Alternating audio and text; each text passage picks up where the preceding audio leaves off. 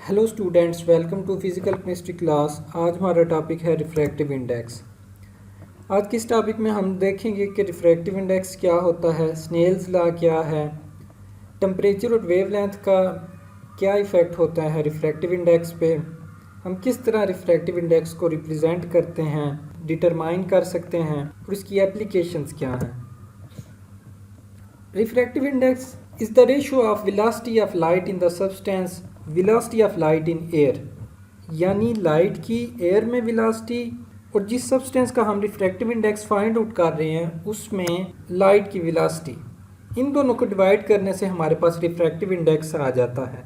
जब भी light air से लिक्विड में पास आउट होती है तो उसकी डायरेक्शन चेंज हो जाती है। इस डायरेक्शन के चेंज होने को ही हम रिफ्रैक्शन कहते हैं। रिफ्रैक्टिव इंडेक्स को फाइंड आउट करने के लिए हम स्नेल्स लॉ को यूज़ करते हैं। स्नेल्स लॉ हमारे पास क्या होता है, sine I divided by sine R, जहाँ पे आई एंगल ऑफ इंसिडेंट है और आर एंगल ऑफ रिफ्रैक्शन है। यानी हम स्नेल्स लॉ के अकॉर्डिंग एंगल ऑफ इंसिडेंट और एंगल ऑफ रिफ्रैक्शन से रिफ्रैक्टिव इंडेक्स फाइंड आउट कर सकते हैं। जब भी लाइट किसी एक मीडियम से दूसरे मीडियम में जाती है तो वो अपना रास्ता बदल लेती है, वो बेंड हो जाती है। इंसिडेंट रे जो नॉर्मल के साथ एंगल बनाती है उसको एंगल ऑफ इंसिडेंट कहते हैं, और जो रिफ्रैक्टेड रे नॉर्मल के साथ एंगल बनाती है उसको एंगल ऑफ रिफ्रैक्शन कहते हैं। This sine I divided by sine R is equal to constant. ये sine I by sine R constant के इक्वल होता है, क्योंकि अगर फ़र्ज़ करें कि ये लिक्विड हमारे पास वाटर है तो sine I divided by sine R हमारे पास कांस्टेंट वैल्यू होगी एक, जो कि चेंज नहीं होगी। अगर हमारे पास लिक्विड कोई और मीडियम है वाटर के अलावा तो उसके लिए भी ये sine I divided by sine R constant होगा। यानी sine I divided by sine R constant होगा, लेकिन अपने लिक्विड के लिए ये कांस्टेंट होगा। डिफरेंट लिक्विड के लिए इसकी डिफरेंट कांस्टेंट वैल्यू होगी।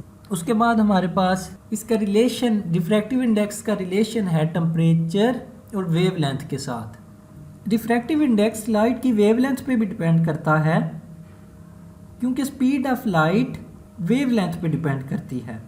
डिफरेंट वेवलेंथ की लाइट डिफरेंट एंगल पर बेंड होंगी। बेशक एंगल ऑफ इंसिडेंट सेम होता है लेकिन बेंड डिफरेंट एंगल पर होंगे।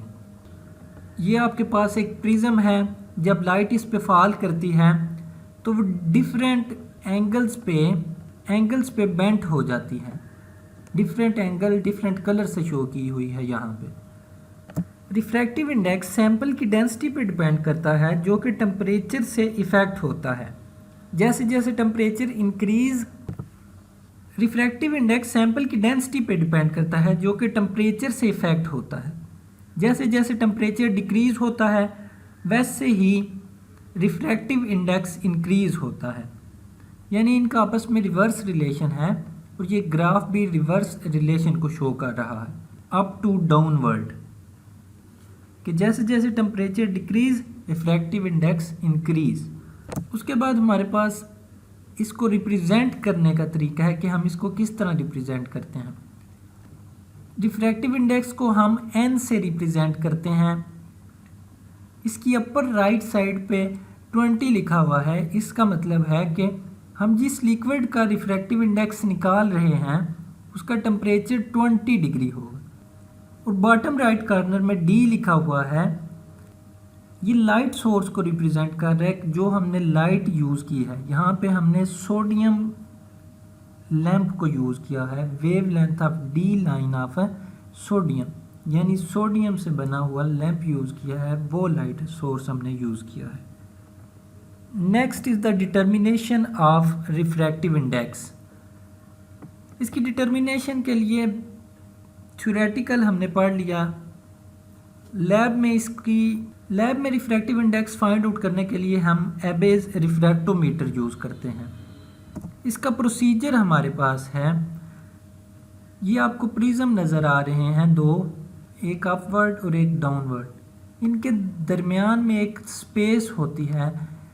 इस जगह पे फर्स्ट स्टेप में हमने लिक्विड के ड्रॉप्स रखने हैं। सेकंड स्टेप में हमने अपने लाइट सोर्स से, वो कोई भी लाइट सोर्स ले रहे हैं, सोडियम डी लैम्प ले रहे हैं या natural source of light use कर रहे हैं, जो भी लाइट सोर्स यूज़ कर रहे हैं, हम उसको मिरर की मदद से इसके नीचे वाले प्रिज्म पे, लोअर प्रिज्म पे फॉल करवाएंगे। जब वो फॉल होगी तो एंगल ऑफ इंसिडेंट हमारे पास, ऊपर इसके टेलीस्कोप लगा होगा। इस टेलीस्कोप में यहाँ से हम देखेंगे तो हमें दो बैंड्स नज़र आएंगे, एक डार्क बैंड बना होगा और एक ब्राइट बैंड बना होगा। अगर आपको ये बैंड्स नज़र नहीं आ रहे तो आप नोब को रोटेट करके अपने व्यू को क्लियर बना सकते हैं। इस प्रिज्म के साथ एक पॉइंटर अटैच होगा, ये वाला पॉइंटर, जो कि हमें उस लिक्विड का रिफ्रैक्टिव इंडेक्स शो कर देगा। इसके स्केल्स पे उस रिफ्रैक्टिव इंडेक्स की रीडिंग हमारे पास आ जाएगी। Last one is the applications of refractive index. Applications में किसी भी लिक्विड सैंपल की रिफ्रैक्टिव इंडेक्स हम फाइंड आउट कर सकते हैं। सेकंड, हम फ्लूइड की कंसंट्रेशन फाइंड आउट कर सकते हैं। मिसाल के तौर पे ब्लड में प्रोटीन की कंसंट्रेशन फाइंड आउट कर सकते हैं, शुगर की कंसंट्रेशन फाइंड आउट कर सकते हैं। Third point is the calibration of optical instrument. Glass के बने हुए इंस्ट्रूमेंट की कैलिब्रेशन के लिए बीएब्स रिफ्रैक्टोमीटर यूज़ हो सकता है कि whether the optical instrument is working as per condition or not.